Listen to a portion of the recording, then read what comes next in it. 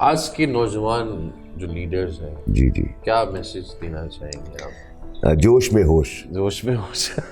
جوش بہت ہے ہمارے اندر, تھوڑا ہوش آ جائے. اور ہوش جو ہے یہ بہت بڑا لفظ ہے, اور میں یہ دیکھتا ہوں ہمارے ملک میں اور نوجوانوں کے ساتھ. آپ جانتے ہیں کہ میرا بڑا لگاؤ بھی ہے اور میں ملتا رہتا ہوں اور سب سے زیادہ انجوائے بھی کرتا ہوں تو نوجوانوں کے ساتھ جو وقت گزارتا ہوں. اینڈ نوجوان میری نظر میں وہ نہیں ہے جو بندہ 18 سے 24 کا ہو. نوجوان وہ ہے جس کا دل جوان ہے. تبھی میں اپنے آپ کو بھی نوجوانوں میں شمار کرتا ہوں. بالکل سر, آپ ہیں بالکل. ہاں, اور تو اس کے اندر جو ہوش والا پہلو ہے کہ ہم اکثر اوقات کسی کی کہی ہوئی بات پر اتنا جذباتی ہو جاتے ہیں کہ ہم اپنی انڈیپینڈنٹ تھاٹ کو بھول جاتے ہیں. آزاد خیالی بہت ضروری ہے, انڈیپینڈنٹ تھنکنگ. اور ایک لیڈر کا کام یہ ہے کہ وہ ایسے لوگ اپنے ساتھ رکھے جو اس کو چیلنج کرتے ہوں, ایسے لوگ نہ ہوں جو ہاں میں ہاں ملاتے ہوں. تو میں نے یہ دیکھا ہے کہ نوجوان بہت جلدی سے بہک جاتے ہیں, یا ان کو کوئی نعرہ پسند آ گیا تو اس کے پیچھے لگ گئے اور پھر وہ یہ نہیں دیکھ رہے لیفٹ رائٹ, بس وہ اپنی سوچ کو اس میں انڈلج نہیں کرتے اور اس کی ڈیپتھ میں نہیں جاتے. اور اس کو کیسے کرنا ہے وہ ایک سوال ہے. یار میں اس خیال کو فالو کر رہا ہوں, کیوں کر رہا ہوں, بس یہ کیوں کا جو سوال ہے نا وہ آپ کو جو ہے نا پوچھنا ہے.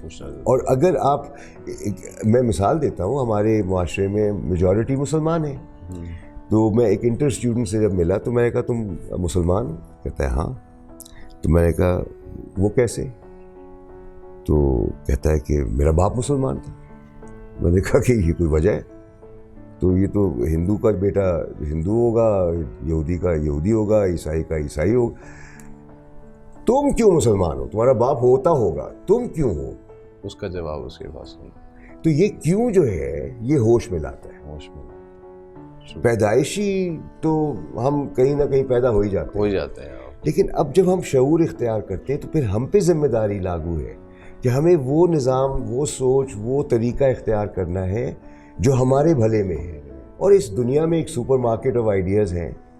میں اگر کچھ ہوں تو کیوں ہوں, اور میں ہوں کون, یہ بھی جاننا یہ بہت ضروری ہے ہوش میں آنے کے لیے.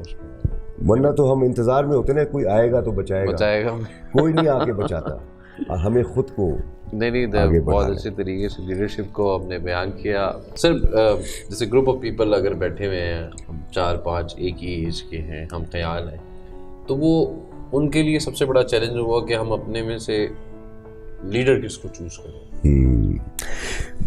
بہت اچھا سوال ہے. اور یہ اگر آپ خلفائے راشدین کی تاریخ اٹھا کے دیکھ لیں تو سکسیشن ہمیشہ سامنے ایک آتا ہے موضوع کہ کیا پیمانے ہوں گے جس کے تحت لیڈرشپ کو ہم پاس آن کریں گے. ٹھیک ہے. تو اس کے اندر بہت سے نظریات ہیں. اینڈ آئی پرسنلی بلیو کہ آپ کو اہلیت دیکھنی ہے ایک شخص کی, اور اس کے ماضی کو بھی دیکھنا ہے, اور یہ بھی دیکھنا ہے کہ اہلیت اور ماضی میں آپ کو مثالیں ملتی ہیں کہ اس نے کس لمحے کیا کیا. اور پھر ساتھ میں لیڈرشپ کو اس طرح سے نہیں دیکھنا کہ اب یہ آ گئے تو پھر یہی رہیں گے. سب سے پہلی شرط یہ ہونی چاہیے کہ یہ شخص سنے گا دوسروں کی یا نہیں سنے گا. فرسٹ کرائٹیریا تو یہ ہے اہلیت کو دیکھنے کے بعد, وچ از اے ویری نیسیسری تھنگ, کہ بھئی وہ کمپٹنس جو درکار ہے اس پرٹیکولر محاذ میں وہ ہے یا نہیں. وہ تو آپ نے دیکھ لی, وہ آسان کام ہے. یہ دیکھنا کہ کیا جب اس کو آپ طاقت دیتے ہیں اس کا دماغ خراب ہوتا ہے, یا یہ لوگوں کی طاقت کو اپنی طاقت بناتا ہے. تو یہ پہلو اگر اس میں نہیں ہے تو پھر یہ لیڈرشپ بے شک وہ اہل کیوں نہ ہو, لیکن وہ پھر آپ اس کو خراب کریں گے اور آپ ٹیم کو بھی خراب کریں گے. Listening is the one ability that he اور شی مسٹ ہیو. اور دوسرا ہیوملٹی. اور جو شخص کہتا ہے مجھے بناؤ, اس کو نہ بناؤ. اس کو بالکل صحیح. ہاں, تو یہ جو پولیٹیکل سسٹم ہے گلوبل جس کے اندر کینڈیڈیٹ سامنے آتے ہیں اور کہتے ہیں مجھے ووٹ دو, آئی تھنک یہ سب سے فرسودہ اور فضول قسم کا نظام ہے. Because leaders emerge when people want a certain person to come and the person is not interested, تب وہ قیادت کے مستحق ہے. اور جو خود کو پیش کرے, وہاں لال بتیاں مجھے نظر آتی ہیں. جی لال بتیاں, ہاں مجھے لگتا ہے کہ یہ لال بتیاں ادارے میں ہو یا وہ آپ کے کسی جمہوری نظام میں یا کہیں اور.